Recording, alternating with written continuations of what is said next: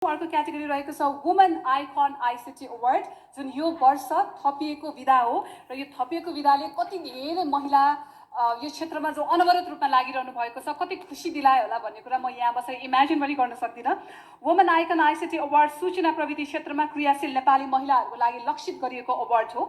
IT क्षेत्रमा क्रियाशील महिला, त्यसमध्ये पनि उद्यमी, लिडर, म्यानेजर, इनोभेटरहरूले यसमा आवेदन दिनुभएको छ। यस विधामा यस वर्ष 23वटा नोमिनेसन्सहरू प्राप्त भएको थियो।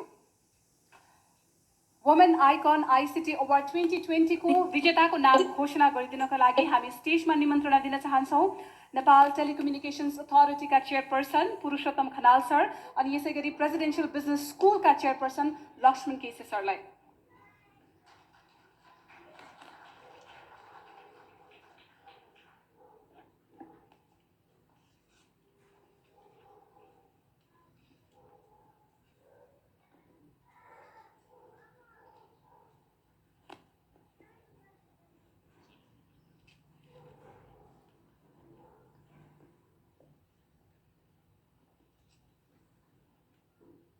वुमन आइकन आइसिटी अवार्ड 2020 विनर हुनुहुन्छ तिमिला यामी Thapa.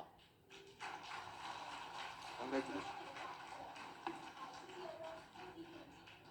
Association with Nepal Telecom and Genesis Solution, powered by PhonePe, endorsed by Nepal Telecommunication Authority, category sponsored by Ansel.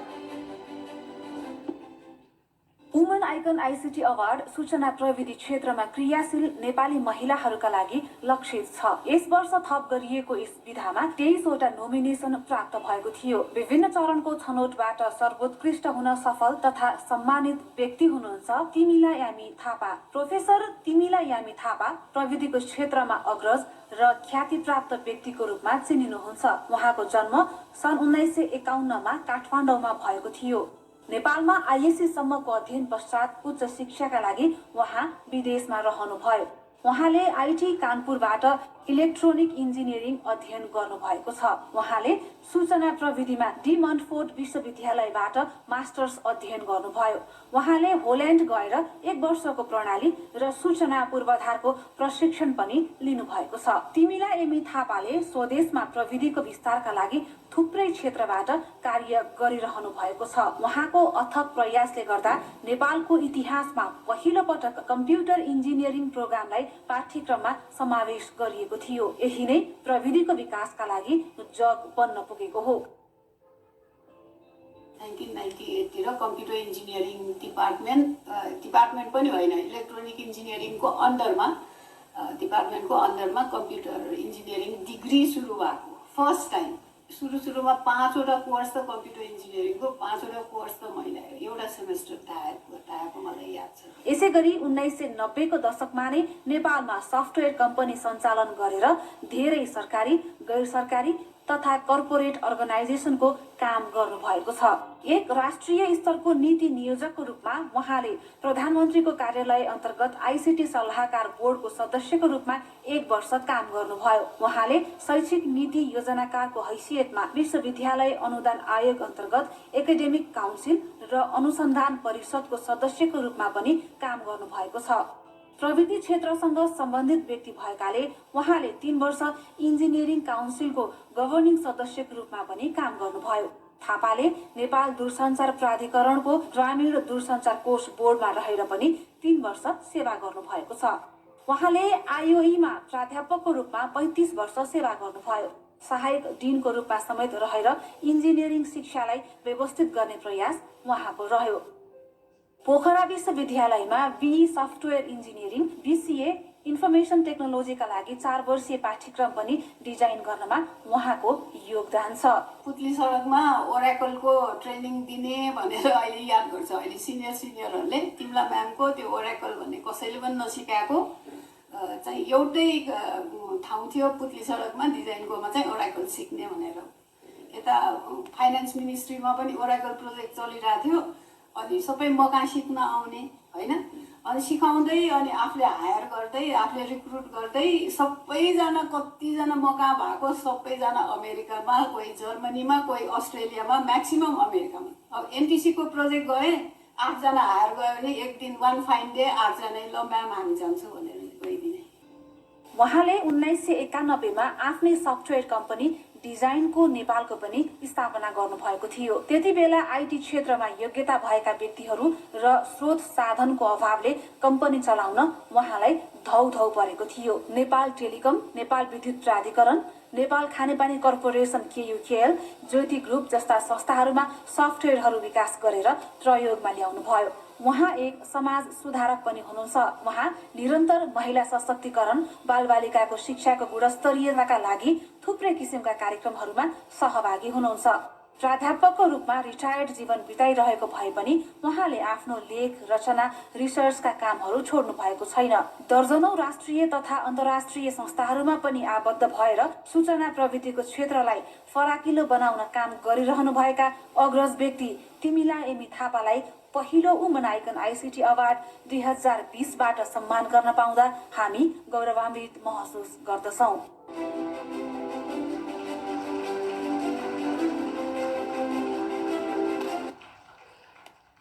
पहिलो वुमन आइकन आइसिटी अवार्ड 2020 का विजेता प्रोफेसर तिमिला यमी थापाज्यू स्टेजमा आइसक्नु भएको छ र उहाँलाई यो सम्मानबाट सम्मानित गरिदिनका निमित्त कार्यक्रमका प्रमुख अतिथि माननीय पार्वत गुरुङज्यूलाई पुनः एकपटक मैले स्टेजमा आमन्त्रण गरेँ।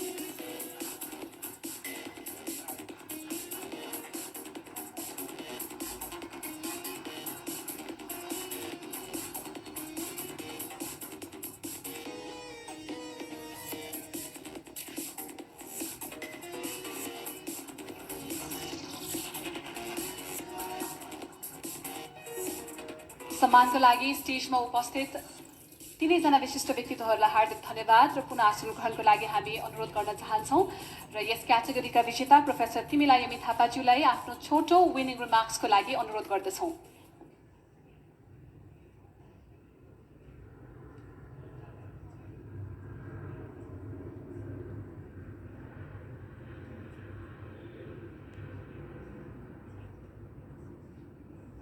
Thank you so much for this award.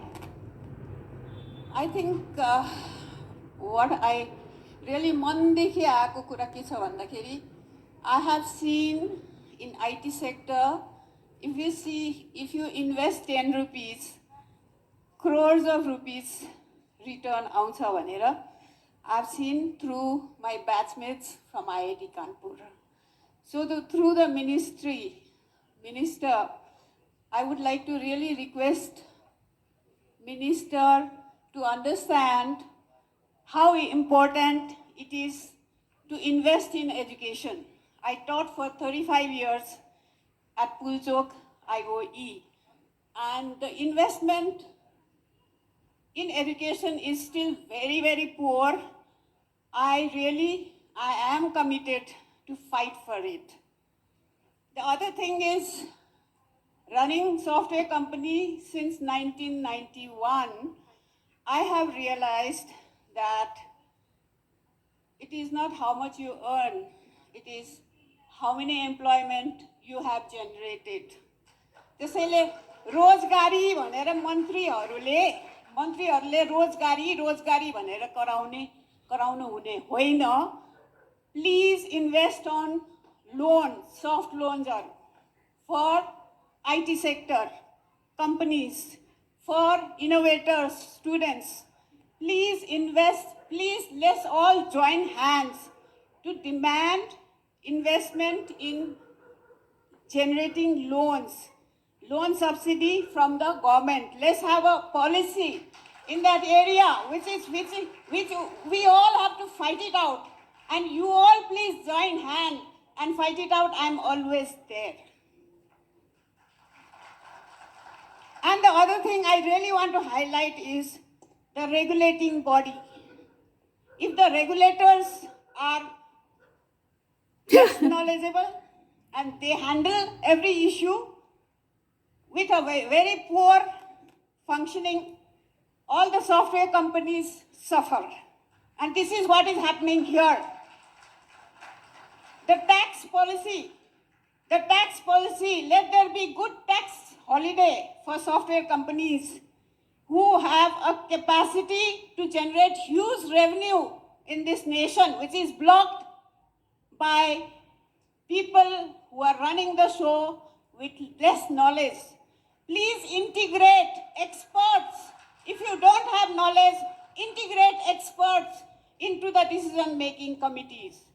And that's how we move ahead. So if you really fight in this direction, Timila Amy is always there. Thank you so much for this award.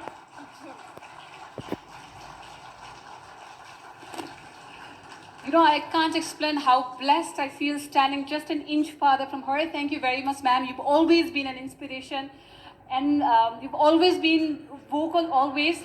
Thank you for all the suggestions. I hope the government would take it positively, and चाँडोभन्दा चाँडो उहाँले यो विषयमा कदम पनि उठाउनुहुन्छ होला, because the icon herself is talking about it. अब हामी लाग्दैछौँ अर्को क्याटेगोरीतर्फ, जुन रहेको छ